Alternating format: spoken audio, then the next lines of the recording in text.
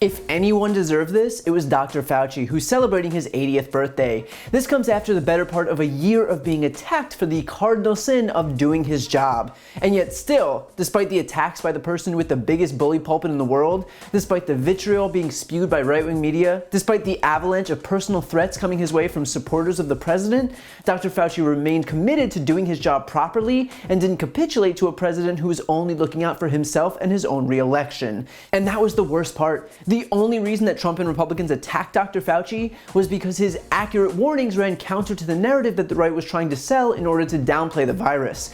Republicans needed to convince their supporters that the virus was no big deal, that it would go away with the heat, that it would miraculously disappear. They told them to go back to work and school and restaurants. They politicized the use of masks because they would only serve to legitimize the virus, all to give the optics that everything was under control because an election was coming up, meaning that they actively allowed the virus to spread, all to help themselves politically. And yet at no point did Dr. Fauci capitulate to Trump, like a number of other people purportedly operating under the guise of science or medicine. He held his ground and continued to advise people to abide by science, to wear masks, to stay away from others, or to socially distance when you can't. And he persevered even amid threats from being fired by Trump while his fans rabidly begged for him to do so.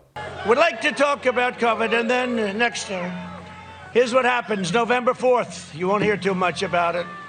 You won't hear too much about it.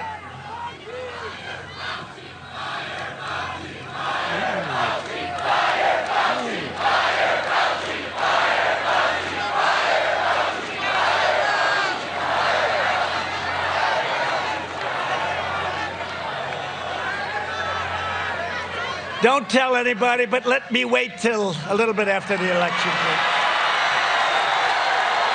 I appreciate the advice. I appreciate that. No, he's been wrong on a lot. He's a nice man, though. He's been wrong on a lot. But most importantly, Dr. Fauci gave the American people someone to trust when trust in government fell to dangerously low levels. Once it became clear that Trump would say anything to downplay the virus and that his mouthpieces would say anything to toe his line, Dr. Fauci became one of the only figures in the federal government who was actually willing to be honest with the American people. He's had the support of roughly 2/3 of Americans, more than the CDC, than Congress, the WHO, governors, Pence, and Trump. And during the 4th largest mass casualty event in American history, with a 9 9/11's worth of people dying every single day, that leadership was desperately needed. And it didn't go unnoticed, as Biden asked Dr. Fauci to stay on in his position as director of the National Institute of Allergy and Infectious Diseases, as well as his chief medical advisor, meaning that after January 20th, we will finally have an administration comprised of experts, not conspiracy theorists, who are working on behalf of the health and safety of the American people, and not a disinformation campaign to downplay a deadly virus so that the ruling party has good optics before November. And with more than 300,000 deaths and rising, it can't come soon enough.